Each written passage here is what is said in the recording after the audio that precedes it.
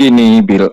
Ya. Suatu terjemahan Hmm. itu kita harus maklum dan sadar pasti mempunyai kelemahan dan kekurangan. Salah satu Betul. contoh yang kau sebutkan barusan.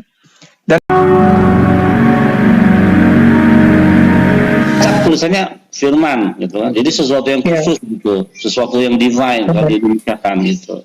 Coba gimana Pak? Dabar itu ya kalau diterjemahkan perkataan. Iya. Kan ini loh.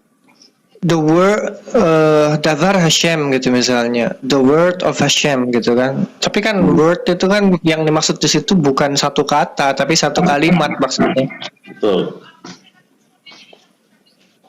Jadi itu lebih ke perintah sih, lebih kepada perintah-perintah yang ada di dalam Torah itu sebut Davar Hashem gitu. Nah, kayak kemarin kan parasahnya kan kemarin tuh Devarim. Nah, seru banget tuh. Itu akar katanya dua-duanya Davar, seru nih. Jadi di sini ada. Kalau Devarim itu perkataan-perkataan jatuhnya. Iya, betul. Makanya kalau terjemahannya ulangan, apa yang mau diulang-ulang gitu, sedangkan Devarim itu perkataan-perkataan gitu. Tapi juga otensak ya lah. Nih. Eleh hadifarim asyir diber Moshe. Tuh, kan udah dua kali tuh.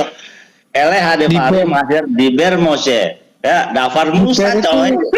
Diber itu past tense, dia telah berkata. Jadi Iya, Moshe dia telah berkata. Actionnya udah terjadi. Nah, jelasin Sang, Bang. Jadi ini si Damian emang aduh, so tahu banget dah. Ini kan? Ele hadifarim asyir diber Moshe. Ya, ini adalah perkataan-perkataan yang Moshe dia telah berkata. Nah, jadi nggak ada yang khusus kan dengan kata diber. Maksudnya ini bukan, kalau menurut Damian diber itu hanya milik Tuhan, hanya sesuatu yang kudus. Gitu.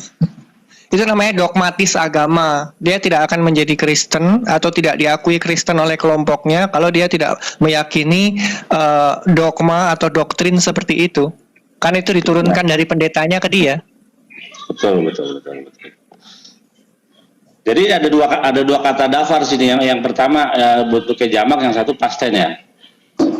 Ada kosakata tunggal, kosakata jamak, lalu ada kosakata menurut tabel waktunya. Jadi apa terjadi sekarang, sudah terjadi atau akan terjadi. Nanti pola susunan hurufnya beda nanti. Sama bentuk menyuarakannya atau cara pengucapannya, cara pelafalannya itu nanti berbeda gitu. Berbeda pengucapan, berbeda pelafalan, nanti ada sedikit perbedaan gitu. Tapi kan mereka nggak belajar ini masalahnya. Betul. Makanya linguistik itu penting di dalam membahas kitab ya. Penting banget. Menurut sains pun kayak gitu, Bang. Yang membedakan kita dengan makhluk lain yang bernama binatang itu bahasa. Kita dapat menampung linguistik lebih banyak. Betul. Ya kan ini kalau bedanya Bene Adam dengan hewan itu kan, kalau hewan itu kan dia disuruh ngomong a i u e o nggak bisa, lidahnya dia itu tidak terdesain seperti manusia yang bisa mengucapkan macam-macam bahasa. Coba nggak usah jauh-jauh anjing, kucing, monyet atau simpanse aja misalnya, suruh belajar bahasa, suruh mengucapkan perkataan dalam suatu bahasa, nggak bisa, lidahnya dia itu nggak sama dengan lidah kita. Betul. Makanya ketika orang-orang Kristen itu membahas baik Torah maupun Quran, maka terjemahan itu benar-benar nggak ini banget, nggak apa namanya. Kayak kemarin tuh, kiamat. Iya, kiamat bilang tuh. Joshua itu menyembah malaikat. Mana ayatnya? Itu pesta bukan menyembah. Udah, aku nonton itu, Bang Willy di atas kan ngel. Udahlah Bang, aku capek ngelihatnya sama orang-orang kayak gitu. Masa diladenin sih? Makin dikasih panggung makin narsistik dia. Contohnya gini. Psikologi itu ada namanya NPD. Malach itu kan kalau misalnya ada terjemahan Malach Hashem, the angel of the Lord gitu misal, itu sebetulnya kurang bagus. Kenapa? Karena angelnya sendiri itu bukan murni bahasa Inggris tapi ngambil dari bahasa Yunani angelos. Angelos. Yang itu memiliki arti tersendiri dalam bahasa Yunani begitu. Nah, lebih enak kalau misalnya ditulis the messenger of the Lord gitu misalnya, itu lebih enak. Kenapa? Karena Malach itu memang utusan artinya memang utusan, walaupun dia mungkin bukan utusan dari kalangan manusia tapi dari kalangan ekstraterestrial atau sesuatu yang apa ya istilahnya, yang punya kesaktian lebih tinggi satu level di atas manusia, ya boleh saja, nggak ada masalah. Alien kan bukan orang asing yang berbeda dengan kita.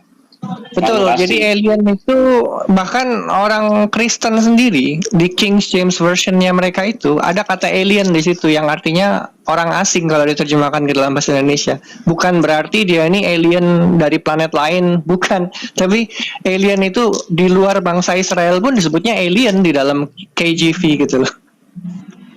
Kalau bahasa modernnya alien ini diganti foreigner. Foreigner itu artinya orang asing. Iya betul. Nah kalau di Torah kan dibedakan tuh. Kalau bahasa Indonesia juga sama tuh. Orang asing haruslah disunat, baik orang asing atau orang Israel harus disunat. Nih orang asingnya ini sebetulnya ger. Ger itu convert artinya. Nah sementara orang asing boleh diberikan daging bangkai, boleh jual bangkai ke orang asing. Ini beda lagi, ini bukan ger tapi nochri, kan beda nih kosakatanya. Iya betul. Nah yang perlu dikaji itu kenapa kok dua kosakata itu terjemahannya orang asing tapi padahal entitas atau kelompoknya berbeda. Itu yang perlu dikaji sebetulnya. Makanya terjemahan itu lemah kalau untuk mengkaji sebuah sistem keyakinan atau sebuah dogma dari kelompok lain, itu susah kalau pakai terjemahan. Iya, kedekatan jangan kata mereka yang membaca terjemahan. Kita aja yang mempunyai otoritas Torah ya, orang Yahudi. Ketika kita membahas suatu kata dalam bahasa Ibrani itu pun banyak artinya dan kita mencari konteks yang pas dengan teks itu gitu. Misalnya kata ruah itu bisa di kemana-mana itu, ya kan? Kayak kemarin kita ngomongin kata ruah, ya kan? Iya. Ruah itu kan mempengaruhi sebetulnya artinya.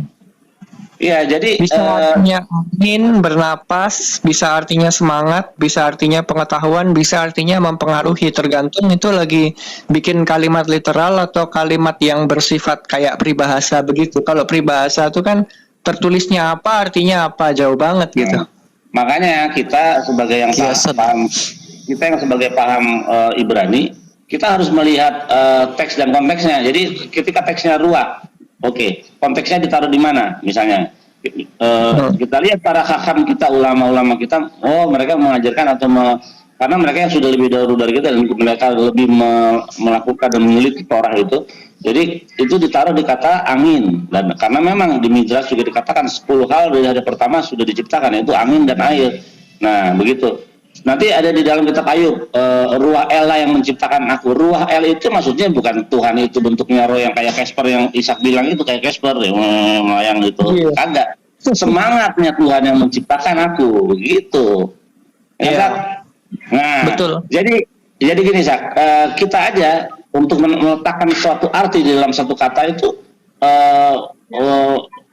sering juga kita banyak artinya dan kita menempatkan dalam porsinya. Nah, apalagi orang yang nggak bisa sama sekali bahasa dalam kitab suci, dia mau menilai dari mana gitu.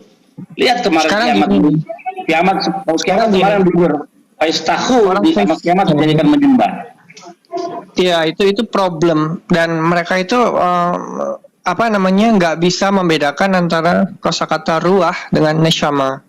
Sebetulnya yang ada di dalam tubuh manusia itu yang kalau dalam bahasa Indonesia roh, dalam bahasa Inggrisnya soul atau spirit gitu. Spirit juga bisa artinya semangat sih dalam bahasa Inggris, makanya lebih enak pakai soul. Human soul itu artinya roh manusia. Nah, human soul atau roh manusia itu apa sih dalam bahasa Ibrani? Neshama, bukan ruah. Jadi nggak ada yang namanya ruah bani Adam. Tapi kalau neshamot bani Adam itu ada. Artinya roh-roh anak-anak manusia gitu. Nah, neshama itu apa sih sebetulnya? Nah, kalau neshama mau diterjemahkan roh untuk memudahkan atau menyederhanakan pemahaman kepada orang awam, boleh-boleh saja. Tetapi sebetulnya kata neshama ini artinya kan kesadaran sebetulnya. Karena manusia itu syarat hidupnya adalah organ tubuhnya lengkap, tidak cacat, plus dia bernafas. Setelah dia bernafas, apa yang pertama kali ada sebelum ada pergerakan? Kesadaran. Jadi neshama itu kesadarannya itu. Kesadaran itu bentuknya bagaimana? Nggak ada bentuknya. Sama seperti halnya pikiran atau ide itu bentuknya apa? Kan nggak ada.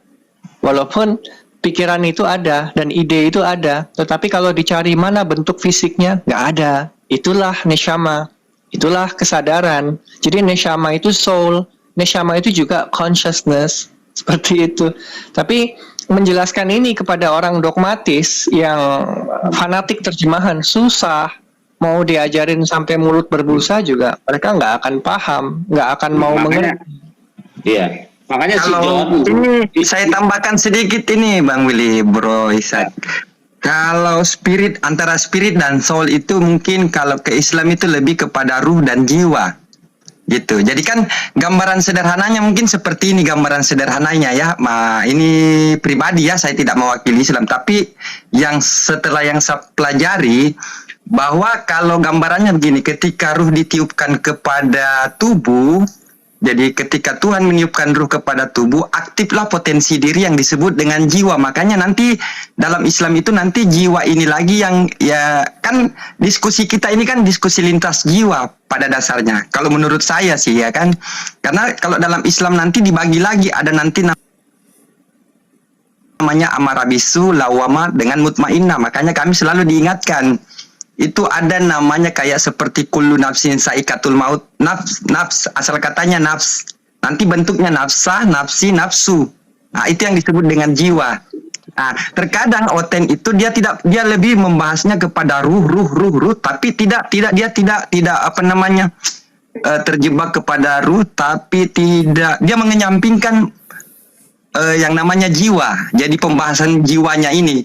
Jadi setelah tubuh ditiupkan ruh, aktif potensi diri yang namanya jiwa. Jiwa inilah yang diberi nama duniawi seperti Ishak, Bang Billy, helikopter. Mungkin seperti itu gambaran sederhananya. Dilanjut. Dalam Torah dikatakan Ve'ahavta et Hashem Elohecha bechol levavcha vechol nafshecha vechol meodecha. Nah, kata nafshecha itu dari kata nefesh. Nefesh itu sering diterjemahkan jiwa. Nah, jiwa ini sebetulnya apa sih? Jiwa itu kesadaran sebetulnya, pikiran. Karena kalau orang bilang, wah jiwanya rusak nih, nah pikirannya rusak nih, agak gila orang itu, jiwanya rusak gitu loh.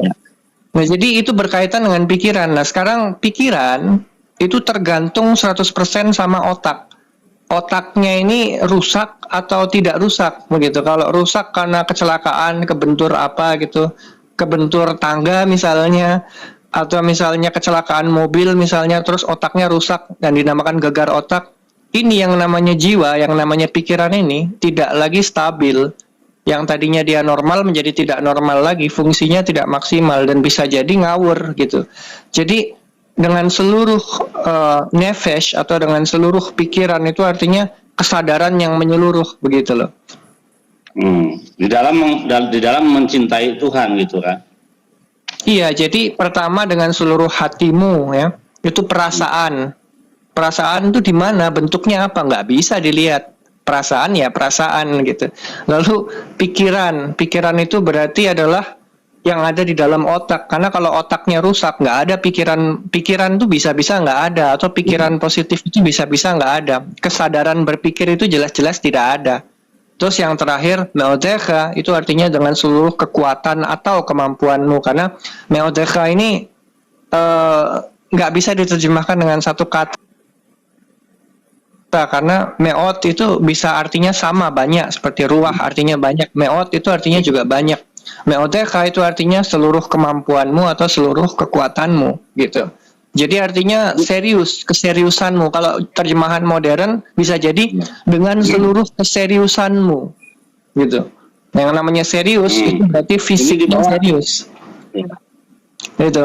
Ini di bawah ada komen yang bagus nih, cukup menarik nih, Zak. Kalau yang atas nama akun Giri Ismoy. Jadi gini, kalau soal ini saya kurang setuju karena orang gila masih mempunyai jiwa. Gimana tuh? Nah, di dalam Torah yang diterjemahkan sebagai jiwa itu kan pikiran sebetulnya. Karena manusia hidup syaratnya itu organ tubuh lengkap, bernafas, dan ada kesadaran di dalamnya. Karena begini, ketika organ tubuh lengkap, lalu bernafas, itu udah hidup sebetulnya. Tapi kan kalau cuman hidup aja, tapi nggak bergerak dan nggak berpikir, percuma. Percuma kan? Jadi harus ada yang namanya kesadaran. Dengan kesadaran itu dia tahu kalau dia ada. Aku berpikir maka aku ada. Dia tahu, oh saya ada nih. Terus saya mesti ngapain? Saya harus berdiri kah? Harus jalan kah? Harus makan kah? Harus berak kah? Atau bagaimana? Itu namanya kesadaran. Jadi hidup tanpa kesadaran itu bukan hidup namanya. Gitu loh. Nah, pohon itu juga punya kesadaran, tapi kesadarannya dia berbeda dengan manusia. Dia punya loh kesadaran. Apakah pohon punya nefesh? Punya dong. Kalau nggak punya nefesh, bagaimana dia menyerap karbon dioksida, mengeluarkan oksigen? Itu artinya dia punya kesadaran, tapi beda dengan manusia, gitu. Ya, betul. Makanya orang gila itu kan dia tidak terikat pada hukum kan, hukum. Mungkin seperti itu Bro Ishak ya. Karena kalau kami dalam Islam itu dia terlepas yang namanya dosa kan. Saya mendapatkan gambarannya seperti ini. Ada ayat di dalam Islam mengatakan bahwa Tuhan menggenggam dua jiwa. Ini untuk alat ukurnya bahwa bagaimana ruh dengan tubuh ya. Jadi Tuhan menggenggam dua jiwa, jiwa yang orang mati dan jiwa orang yang tidur. Dan pada saat bangunnya jiwa itu dikembalikan. Jadi kalau mau melihat ruh saja dengan tubuh, ruh saja dengan jasad, maka lihat orang tidur. Dia bergerak, tetapi tidak ada makna hidup, tak ada kesenangan di dalamnya. Mungkin seperti itu gambaran sederhananya jiwa menurut saya. Kalau dalam kosakata Torah itu kan istilahnya kosakata Torah itu kan terbatas. Kosakata Torah itu sedikit, tetapi definisinya atau artinya menjadi banyak. Tapi jumlah kosakatanya sedikit gitu. Nah, nefesh itu lebih cenderung ke pikiran, sedangkan neshama lebih cenderung ke kesadaran, gitu. Kalau berpikir itu ide, saya mau berdiri, saya mau duduk dan sebagainya, itu namanya pikiran, ide, action, rencana. Tapi kalau kesadaran itu, aku tahu bahwa aku ada, gitu loh. Jadi betul. Makanya orang gila itu udah nggak ada jiwanya, rohnya ada, tapi jiwanya atau kesadarannya udah nggak ada. Gitu. Betul, orang gila itu ada neshama, ada kesadaran. Maksudnya sadar gitu, dia tahu kalau dia ada, tapi dia bingung mau ngapain. Ngorek-ngorek makanan di sampah gitu kan. Ya. Dia kategori jiwa yang terganggu, apa namanya ODGJ begitu. Jadi dia jiwa ada, tapi tidak terikat pada hukum. Udah koslet gitu. Ya jelas tidak terikat pada hukum. Jangankan terikat pada hukum gitu. Dia menjaga dirinya sendiri gitu istilahnya. Merawat dirinya sendiri aja nggak bisa. Bagaimana dia mau menjalankan hukum yang adalah merawat orang lain atau berinteraksi dengan orang lain? Ya jelas nggak bisa. Karena memang posisinya kehilangan pikiran. Bukan kehilangan pikiran, kurang tepat juga itu Bang Fritinger. Karena kalau kehilangan kepikiran menurut Sains ya, aku lebih bawa datanya ke Sains. Kalau kehilangan kepikiran artinya dia tidak lagi hidup. Nah, hanya saja berbeda level pikirannya. Dia mungkin dia lebih mengikuti insting naluri seperti rasa lapar, ya kan? Dia rasa lapar itu diolah sama hipokampus. Lalu diproses rasa empati oleh amigdala. Kehilangan pikiran itu begini maksudnya. Kan ada orang yang pikirnya waras, ada orang yang berpikir waras, ada orang yang tidak berpikir atau tidak waras. Kan ada yang begitu. Nah, orang gila level orang kesadarannya dong. Itu berarti. Orang gila ini termasuk yang pikiran warasnya memudar atau hilang. Ya levelnya beda-beda, kita nggak bisa mengeneralisir ya, karena itu kan tidak adil kalau mengeneralisir, karena levelnya orang gila ini beda-beda nih. Nah, tetapi ada penurunan kewarasan pada orang gila. Nah, itulah yang dibilang orang gila nggak punya nefesh gitu loh. Nah, itu dalam konsep bahasa Ibrani itu begitu. Jadi neshama ada, kesadaran tuh ada, saya ini ada, tapi dia nggak tahu kalau pikirannya bermasalah karena nefesnya bermasalah gitu loh. Nah, ini bahasa-bahasa seperti ini nggak bisa ditemukan di terjemahan-terjemahan. Kenapa? Karena harus diakui bahwa namanya terjemahan kitab suci itu melibatkan lembaga-lembaga, penerjemah-penerjemah, terus ketika mau dicetak itu mereka rapat dulu. Woi, ini gimana nih? Pakai kosakata apa nih yang dipakai? Jadi bikin persetujuan dulu. Persetujuan di antara manusia, kesepakatan, validasi ya. Ya, ijtihad validasi. dulu. Lebih kepada validasi, Bang Anggi. Bang Angga. Apa kok 2 kali yang manggil aku Anggi nih? Padahal dalam konteks bahasa, Sorry, itu layarnya agak maaf ini lahir batin, Bang. Minta maaf lahir batin. Ini anunya agak kecil ini layarnya. Maaf Bang Angga. Siap. Lanjut lo Bang. jadi begitu. Jadi ya namanya bahasa itu kan harus mengikuti logika di dalamnya. Kosakatanya memang sedikit, tapi kan kalau dipakai mau diterjemahkan ke bahasa yang lebih modern, luas maknanya. Jadi kalau logikanya tidak bagus, terjemahannya pun tidak bagus, hasilnya jelek. Ini contoh Cak, ini pasti Ishak belum pernah baca dan pernah dengar. Coba Ishak buka Zakaria 9 ayat 11. LI ya. Oh iya, sebentar. Ini LI. parah itu. Wah itu banyak itu mah. Coba Sak. Tapi ini menyatakan kalau Tuhan itu punya darah Sak. Wow. Iya, Hashem punya darah, makanya itu dipakai untuk pembenaran bahwa Tuhan itu ada darahnya. Mancing. LI ya. Pagi. Itu ya. Mancing. Zakaria 9 ayat 11 Sak. Oh iya, bentar nih. Lagi buka di HP satunya biar suara di sini nggak hilang. HP ada 3 nih. Jadi saat Tuhan itu mempersembahkan darahnya itu ada dalilnya Sak. Jangan Bang Ishak ini handphonenya ada 3 ya Bang? Bukannya Iya, 3 tapi dalam 1 dua. kan? Enggak. Bapak 9 ayat berapa tadi? ayat 11. Coba. 11. Coba lihat. Jadi kamu itu jangan kamu harus paham Ishak, kalau Tuhan itu bisa mempersembahkan darahnya untuk menebus manusia. Kamu sembarangan Ishak. Waduh. Ada bukti. Hati-hati loh, Ishak. Hati-hati. Tapi Bang Billy, udah minum vitamin C, Bang Billy. Nah, 9 ayat 11 nih kalau tulisannya mengenai engkaunya kecil kok. terus dulu, ya terus baca dulu. Mengenai engkau, oleh darah perjanjianku dengan engkaunya kecil. Nah, itu darah perjanjianku itu Tuhan Sak. Jadi Tuhan itu punya darah sehingga dia mengorbankan darahnya. Haleluya. Itu bahasa Ibrani apa coba? Kamu cek bahasa Ibrani. Bedam beritek. Nah, beritek atau beritek atau beriti. Beritek. Nah, berarti kan Tuhan punya darah itu. Sak. Perjanjianmu. Harusnya kan perjanjianmu. Kok jadi perjanjianku ya? Aduh, pagi. Kok terjemahannya ngawur sangat? Iya itu, makanya Tuhan itu punya darah Sak, sehingga dia mengaruniakan darahnya untuk menebus dosa kita. Itu harus kamu pahami. Padahal King James saja nulisnya thy covenant. Perjanjianmu. Oh iya, ini parah ini Om. Ini parah ini terjemahannya kalau nggak direvisi sama mereka parah ini. Pembodohan itu menjadi landasan kalau Tuhan itu menebus dosa manusia dengan darahnya. Itu. Dah parah. Nah, sekarang kalian mau membantah apa? Menurut yang tertulis di dalam kitab Elai itu begitu. Oh, jadi, nggak bisa begitu Bang Billy. Bang Billy belum baca terjemahan yang perjanjian baru yang Ref 2. Nggak bisa gitu.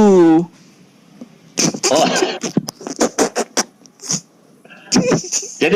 Jadi sistematisnya begitu Sak, sistematisnya gitu. Sistematisnya. Nanti lagi Sak. Ya udah itu dulu dah. Coba gimana tuh? Apa artinya gimana? Itu Sak itu tuh. Badam Berita. Pagi-pagi.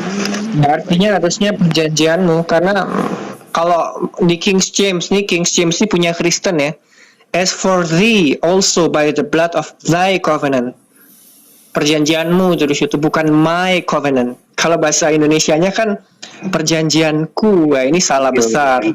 Salah besar dan fatal. Coba kita lihat fatal. Coba kita lihat yang di ILT-nya ya. ILT ini kan saingannya LAI nih. Mana ya? Indonesian Literal Translation 3. Coba kita lihat. Perjanjian denganmu. Tulisannya lagi pula engkau. Sudah Oleh darah perjanjian denganmu. Beda loh. Perjanjian denganmu berarti perjanjianmu di situ. Berarti LAI sama YLT ini lagi tabok-tabokan nih. Iya, itulah kemarin itu gua nemuin itu gini, Sak, sebenarnya nggak sengaja, Sak. Ceritanya gini. Ustadz Zuma lagi debat sama Mossad apa itu namanya. Terus gua tidur tuh, Sak, gua dengerin. Tuh kan memang Tuhan itu ada darahnya sehingga dia mengatur. Mana ayatnya? Dikasih Zakaria 9. Ini adalah perjanjianku. Baca yang benar, baca Zuma, baca itu. Bahwa Tuhan itu menebus dosa dengan darah itu memang ada ayat dalilnya bahwa itu ada darah. Nah, gua langsung bangun dong, gua buka tuh ayatnya. Astaga, badan dari teh. Kau mau tahu yang tertulis di kitab ND? Kitab ND itu kitab Kristen mungkin zaman era Belanda atau apa gitu. Yang kuno gitu kan, tulisannya kitab ND gitu. Dan engkau demi darah perjanjianmu kukirim kembali orang-orangmu yang tertawan dalam sumur. Jadi LAI ini ngerusak terjemahan, ngerusak banget terjemahannya. Betul. Jadi karena ND itu juga dipakai Kristen, terus ada AYT kan, Alkitab yang terbuka. Nah ini kalau ini ngaco nih. Sama juga dengan LAI. Perjanjianku, kunya besar. Kunya besar. Enggak, K-nya besar maksudnya. K-nya kan perjanjian, K-nya besar itu juga ngawur gitu. Oke, jadi sekarang kira-kira untuk umat Kristen, saudara-saudara Kristen, kira-kira terjemahan apa yang paling mendekati atau paling bisa mereka pahami gitu dari terjemahan Indonesia?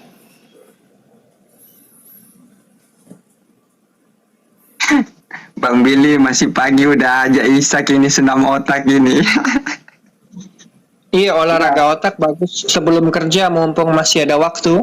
Ya, Sak. Daripada bukan pertanyaan, jadi himbauan untuk teman-teman Kristen, kira-kira referensi terjemahan Indonesia apa yang bisa meluruskan pemahaman orang Kristen, Sak? Jadi kalau saya sih bilang gini, Bill, suatu terjemahan itu kita harus maklum dan sadar pasti mempunyai kelemahan dan kekurangan. Betul. Salah satu contoh yang kau sebutkan barusan, dan itu kita tidak menampik ya, kita bukannya munafik mengatakan di terjemahan ya itu semuanya benar. Terkadang ada beberapa hal yang perlu memang direvisi ke depannya, tetapi karena kita memang tidak punya hak untuk hal itu, kita hanya bisa meminta kepada lembaga yang bersangkutan itu agar benar-benar menerjemahkan itu sesuai dengan apa yang tertera gitu, supaya tidak menimbulkan penafsiran yang berbeda. Memang itulah resiko daripada terjemahan itu. Makanya ada perlunya kita melihat kemudian bahasa pendamping dan bahasa aslinya, supaya kita bisa mengetahui apa betul translate yang dilakukan LAI itu sesuai. Jadi, tapi LAI ini susah kalau mau digugat, karena lembaga besar sekelas LAI ini kalau mau ngerubah kitab itu kan butuh dana juga, miliaran. Belum lagi narik peredaran yang salah. Ya, prosesnya menjual produk barunya kan begitu. Iya, biayanya tinggi. Tapi yang paling kena efek kalau mereka merubah adalah psikisnya dunia kekristenan pasti akan terguncang dengan pengakuan kalau kita salah gitu. Tapi kesalahannya itu di subjek. Kok bisa aku kamu jadi aku itu kan, atau enggak dia menjadi mereka atau mereka menjadi dia. Ini kan kesalahan fatal ini. Kayak misalnya kasus Lamo itu kan artinya sama dengan lahem, artinya kepada mereka. Tapi lalu ditulis lo kepada dia. Gitu. Ini terjemahannya sangat ngawur, terutama di Yesaya 53 tuh. Ada kata lamo itu kepada mereka artinya. Tapi di situ terjemahan Indonesia kepada dia. Jadi seolah-olah dia kepada satu orang, dia gitu. Ini kan ngawur. Iya, jadi penyelewengan terjemahan itu sudah terjadi di dalam kitab Kejadian. Dari awal sudah ada penyelewengan. Sampai banyak dah pokoknya 1000 lebih. Oh iya Om. Ini ada yang komen kan. Contohnya Israel jadi Ismail. Kan ada tuh terjemahan LAI yang sebetulnya di teks aslinya tuh tulisannya Israel, tapi di situ tulisannya Ismail kan ada. Hah? Yang di mana tuh? Gue juga baru dengar deh. Enggak, aku dulu pernah lihat tapi agak lupa. Sebentar, aku inget-inget lagi nanti ya. Aku Coba kalau tanya ingat sama dia. Coba tanya yang ditulis di bawah itu ayatnya di mana? Bang Ban, yang Israel jadi Ismail tuh ayatnya di mana? Biar dicek sama Om tuh di Tanakh live. Coba kalau ingat. Soalnya aku dulu pernah lihat memang, cuma lupa aja gitu. Karena nggak dicatat di buku ya bisa lupa. Jadi teman kita nih John sangat objektif sekali. Kemarin kita membahas tentang ruah. John mengatakan sama dengan kita bahwa itu adalah bisa diartikan banyak. Salah satunya ialah semangat atau apa tadi Jen kemahakuasaan ya, John Peter. Iya. Kekuasaan Tuhan ya. Kekuasaan, spirit, semangat, ya bisa. Om naikin Syuaib tuh. Dia mau jelasin katanya apa yang Israel jadi Ismail itu kali tadi. Coba si Syuaib tuh Maulana Ben Zakaria. Enggak. Si ini mau minta naik kasih enggak? Si bidadari. Enggak. Nah, Enggak. Ya, aku lagi di WC. Janganlah bang. Ini bidadari minta naik dikasih apa jangan enggak? Di bawah aja. Assalamualaikum warahmatullahi wabarakatuh. Assalamualaikum warahmatullahi wabarakatuh. Boker Tov. Bu Yuni, otoritas untuk menaikkan Bu Yuni bukan ada pada saya tapi pada Angga. Silakan tanya sama Angga. Juga sih. Terserah abang lah, masa Tadi bertanya terkait dengan Yitra jadi Ismail ya. Yitra Ismail jadi Israel ya. Wah, mancing Cobalah pagi-pagi. Cobalah saya diperbesar Om. Ini terjemahannya ngawur sangat. Sadis bener loh, beda entitas loh, ditukar entitasnya.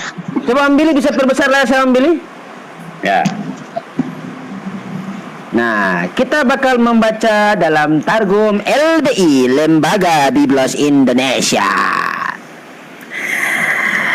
Dalam 2 Samuel nomor 7 pasal 17 nomor 25 dalam Targum versi LBI Lembaga Biblos Indonesia. Absalom telah mengangkat Amasa menggantikan Yoab untuk mengepalai tentara. Amasa adalah anak seorang yang bernama Yitra, seorang Ismail yang telah memperistri Abigail binti Nahas, saudara perempuan Zeruya, ibu Yoab. Nah, ini menurut Targum versi LBI Lembaga Biblos Indonesia. Nah, sekarang kita lihat dalam original teksnya. Apakah ngawur sangat atau sangat ngawur? Nah, dikatakan oke. Wait Amasya Syam Absalom Takhat Yoaf Al-Hathaba Wa Amasya bin Is-Ushimo Yitra Hayisraeli. Bukan Oh iya, Ismaili. Saya ulangi, Otpam. Ushmo Yitra Hayisraeli Asyirbo El Abigal Bat Nahash Akhat Thruya M Yoaf. Artinya Ushmo Yitra Hayisraeli. artinya dong. Nah, Yitra orang Israel. Nah, Wah parah nih. ini terjemahannya ngawurnya kelebihan ini. Coba aku cek yang di Nah. ND. Yang di ND itu, wah yang di ND juga salah, orang Ismail. Fitnah Parah. terhadap pengikut Orang Ismail kan? Fitnah terhadap pengikut Muhammad itu. Coba. Absalom telah ILT. Bisa Fitnah lebih kejam dari pembunuhan. ILT. ILT bener ILT. ILT. Ya. nih kalau cara mengadu domba gini. Nah, Yitra orang Israel. Nih cara mengadu domba gini. Cara mengadu domba. LAI telah memfitnah umat Islam. Ya bener loh, tapi ini parah loh, ini jatuhnya fitnah loh. Kalau misalnya ada istilah Jawabannya itu fitnah lebih kejam dari pembunuhan. Ya. kalau misalnya ada istilah penistaan agama, ini merubah nama entitas, ini udah penistaan jatuhnya karena udah beda entitas. Bisa ditanggapi Pak John? Tapi yang mau ditanggapi tentang Ismail dan kata Israel.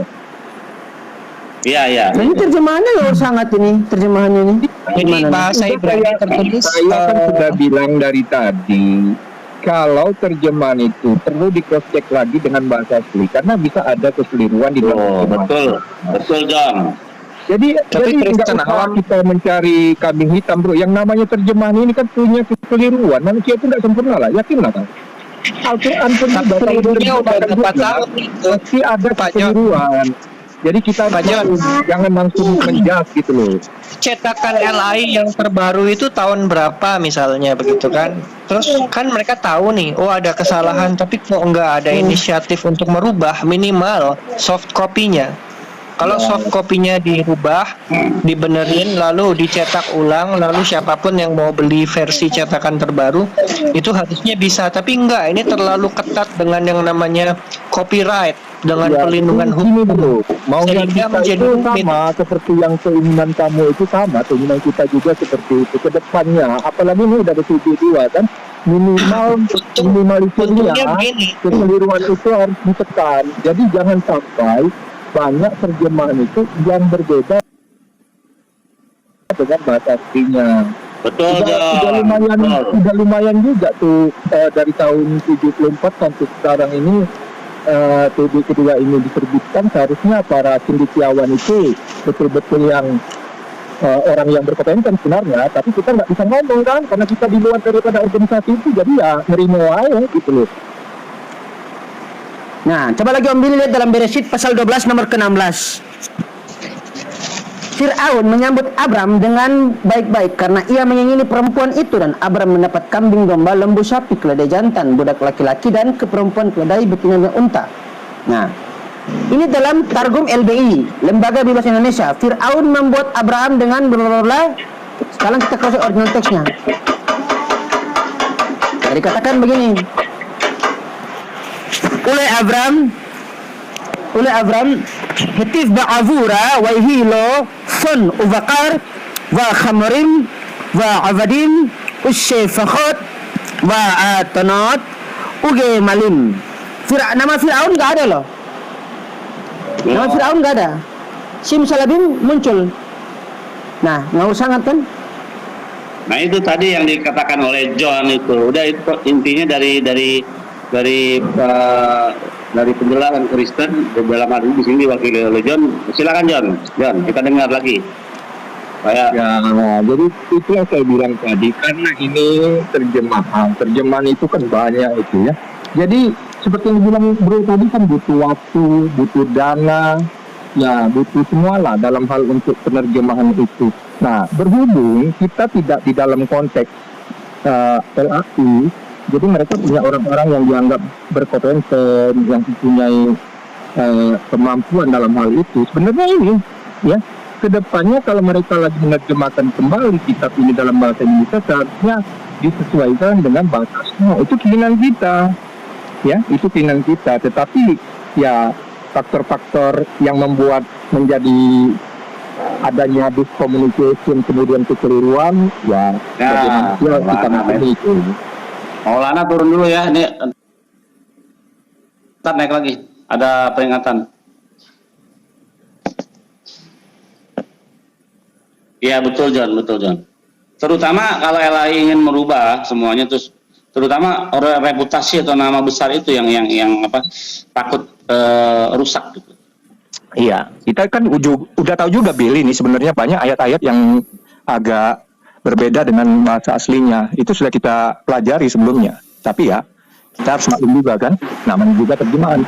Makanya perlu bahasa teks asli, kemudian teks penunjang seperti tajwid dan lain-lainnya itu menyesuaikan dengan terjemahan. Nah, makanya sesuai dengan bahasan kita tadi di awal, kedekatan kedekatan umat terhadap Tuhan itu kan lewat kitabnya. Nah, bagaimana kita bisa memahami firman Tuhan sampai kita memahami teks asli, itulah yang dilestarikan oleh Bani Israel dan Bani Ismail gitu. Ketika orang Yahudi, anak-anak kecilnya diajarkan untuk belajar Hebrew, membaca Torah dalam bahasa aslinya, samping lain saudaranya Ismail itu ikut orang-orang Islam Muslim mengajarkan anak-anaknya untuk membaca Arabik supaya bisa menjadi alat membaca kitab sucinya. Nah, sejatinya harusnya Kristen itu paling tidak, karena mereka percaya PB, PL dan PB, mereka belajar Hebrew dan juga Yunani gitu, sehingga bisa membaca dalam bahasa aslinya dan dalam teks dan konteks yang bisa dipahami gitu. Ya, jadi supaya umat tidak terombang-ambing terlalu lama, Bang Billy. Karena kalau guru selalu membawa mistar yang bengkok, buat saya pribadi, itu murid itu bingung Bengkok sebenarnya juga. garis lurus itu macam apa, ya kan? Nah itu dia, bengkok juga jadi Sementara muridnya. alat ukurnya sendiri itu mistarnya itu bengkok gitu. Muridnya juga bengkok, ikut bengkok sama gurunya nanti.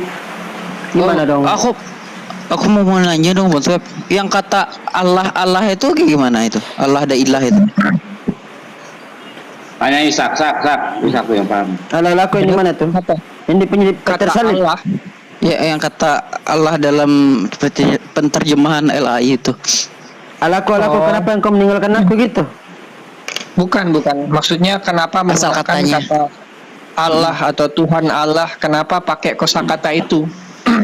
Sebetulnya simpel sih, karena orang Kristen marketingnya di Indonesia itu kan mayoritasnya kan Muslim ya.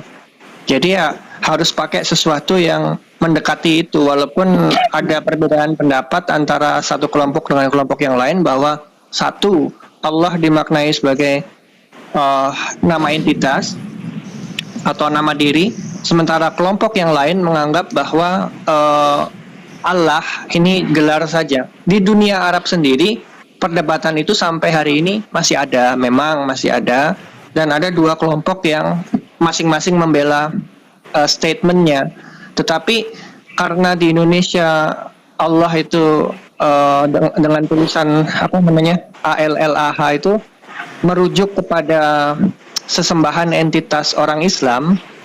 Nah, sedangkan di Kristen Allah itu menjadi gelar saja. Sedangkan tidak mungkin kalau Allah itu gelar, lalu Tuhan itu apa? Kan gelar juga. Masa ada begini? Akulah Tuhan, itulah namaku. Itu kan keliru juga sebetulnya. Kalau misalnya begini, akulah Yitzhak, itulah namaku. Nah, itu benar karena Yitzhak itu nama. Tapi kalau akulah Tuhan, Tuhan itulah namaku, itu kan keliru sebetulnya.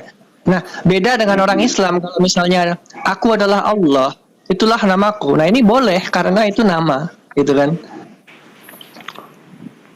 Jadi sebenarnya itu kajiannya di makrifat, Pak, dan makrifat itu. Jadi memang sepakat para ulama itu sudah proper name sebenarnya. Proper name. Ulama itu proper name. Cuman kalau di dunia kekristenan bilang itu gelar saja, karena saya paham mereka menyebutnya pakai satu L, Allah, ilah, begitu. Itu memang merujuk pada sesembahan juga, gitu. Kalau misalnya LAI mengambil rujukannya dari bahasa Ibrani Elohim yang artinya kekuatan, ya harusnya mereka tulis Elohim saja. Atau misalnya kalau dari bahasa Aramaik atau Syria, Elaha atau Allah, ya berarti tulis sesuai dengan itu. Boleh tulis Allaha satu L atau Elaha satu L, boleh juga tulis Elohim satu L, karena Elohim itu bukan Tuhan kok artinya. Otoritas. Tapi Allah juga itu. begini bro, Tuhan. semua kitab-kitab yang ada itu harus kita yakini semuanya bersumber dari orang Israel loh.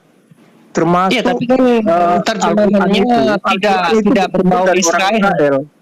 Kata siapa? Penyebutan Kata siapa nama. Quran dari orang Israel? Kata siapa? Boleh saja menerjemahkan dari Tanakh, itu boleh-boleh saja. Gini. Karena Tapi jangan hilangkan identitas. saya meyakini bahwa isi di dalam Al-Quran itu mengutip dari semua kitab-kitab yang telah ada. Lah itu kan keyakinan kamu, tapi bukan menurut keyakinan orang Islam. Bentar, gini bro. Jadi nama Tuhan itu kita harus mengikuti nama Tuhan yang dikenal oleh orang bangsa Israel. Jadi nggak boleh kita menggunakan nama selain daripada nama yang disebut oleh orang Israel. Jadi ketika Billy ini menyebut nama Tuhannya sebagai X, maka nama Tuhan itu adalah X sampai ke segala bangsa. Jika Tuhannya sama. Nah, jika Anda Nama mengatakan Tuhan. Nama Tuhan itu kan Yud-He-Wah-He. Berarti harus konsisten dong Bang John. Kalau menggunakan istilah penggunaan kata nama dari bangsa Israel, ya harus betul-betul pakai nama yang dari Israel, jangan pakai istilah-istilah yang dari Arab. Begini, Islam. Jadi Kan begini, kalau memang mau ditulis kan bisa begini. Nah, aku adalah YHWH atau aku adalah Hashem, kan bisa ditulis begitu. Itu baru namanya. di dalam keyakinan bangsa Israel, penyebutan nama itu dilarang. Jadi dia mengganti dengan kata lain, dengan seperti Iya, berarti orang kalau mau baca gini, Elohim. aku adalah YHWH, itu baca atau tidak? Baca Iya. atau melafalkan huruf? Saya tidak pernah mendengar orang Israel menyebut nama itu langsung seperti itu. Mereka mengganti dengan kata Berarti kan Adonai, berarti kalau mau Elohim. nulis begini, aku adalah Hashem, itulah nama. Harusnya gitu dong nulisnya dia lain. Coba kita tanya Bang Billy. Anoki Hashem Eloheka Sarustika Melat Misraim, itu dia udah ngomong. Dan kita Aku yang adalah membacanya, Hashem, kita yang umat yang ngomong. otoritas kalian yang mengeluarkan kalian dari tanah Misraim, dari rumah Kalau- perbudakan. Aku adalah Hashem. Gitu Kalau loh. dalam Itu Islam pun baru juga, kami pun dalam Islam juga konsisten Bang Pak John. Di Quran surat Toha ayat 14 itu juga di situ innani anallah. Sungguh aku ini Allah. Jadi memang penyebutan proper name ada di situ. Memang. Jadi beda. Jadi kalau misalkan John mengatakan Al-Quran dari Israel, ya itu menurut pribadinya John, tapi tidak menurut kami yang mengimani Al-Quran. Jadi kalau misalkan kau mau berhalu-halu, ya halu-halu saja sama dirimu, jangan ngajak-ngajak orang. Oh, Gitu berarti Tong. beda berarti Billy. Sabar Bang Soeb, sabar. Abraham Assalamualaikum, yang di Uni Rifa. Israel beda dengan yang di Al-Quran itu. Beda orang itu. Ini Ya beda menurut kamu, tapi tidak menurut fakta yang terjadi. pelan-pelan Sueb ini John ini mencintai Israel ya, Allahnya Israel dicintai oleh dia. Jadi sebat pelan-pelan Sueb. Pelan-pelan. Iya sudah tadi pelan-pelan ini. 28 km per jam Bang Billy ya. Kata begini Bang John, kalau di dalam Al-Ayat tulisannya aku adalah Tuhan, Allah Abraham, Allah Ishak, Allah Yakub, itu bahasa Arabnya nggak gitu. Bahasa Arabnya itu bukan Allah Abraham, tapi Ilah Ibrahim. Lalu Allah Ishak itu ya, Ilah Ishak. Gitu, jadi ilah sebutannya kalau dalam bahasa Arab, tapi kok bahasa Indonesia kok nyebutnya Allah gitu loh. Ini kan Nah itu dia, itu kan ngawur sangat. bahkan dalam bahasa Aramaik itu sebutannya Allah atau Elaha. Jadi bukan Allah, bukan A-L-L-A-H. Bukan Allah. Itu L-nya 2 tapi kok bacanya 1 L, itu kan juga udah aneh gitu loh. Tulisannya Allah tapi bacanya Allah. Kalau di Gitu, itu kan, keyakinan kami kan Allah itu hanyalah generic name, bukan profit name. Makanya Iya, yang generic name itu ilah sebetulnya gitu. Allah, Aloy, Elo itu nggak jadi Jadi masalah dengan kami. Aku adalah Hashem, Iya. ilah daripada Abraham, ilah daripada Ishak, ilah daripada Yakub. Jadi ilah pakainya kalau dalam bahasa Indonesia, karena ilah itu artinya sesembahan. Jadi bukan Allah ya, ilah ya yang benar ya. Bukan Allah, bukan jangan pakai Allah karena Allahnya itu kan Tapi Allah itu kan terjepit juga, Bro Ishak terjepit juga ketika nanti di katanya diputar lagi. Ya lanjut. Misalnya begini ya. Misalnya Hashem Elohei Israel. Hashem adalah otoritasnya Israel. Itu kalau bahasa Arabnya itu Allah ilah Israel. Allah ilah Israel. Kan jadi begitu. Jadi bukan Tuhan Allah Israel, tapi Allah ilah Israel atau Hashem ilah Israel gitu loh. Itu namanya konsisten. Betul. Disiplin ilmunya itu Oke, sekarang- konsisten. Oke, sekarang saya mau menyampaikan sesuatu kepada teman-teman Kristen, khususnya. Kenapa? Karena teman-teman Kristen itu memakai kitab perjanjian lama atau yang kami sebut tanah. Nah, sekarang kita lihat kepemilikan otoritas dari Tuhan ke makhluk yang namanya manusia ini untuk dalam hal Torah ini ke siapa sih? Nah,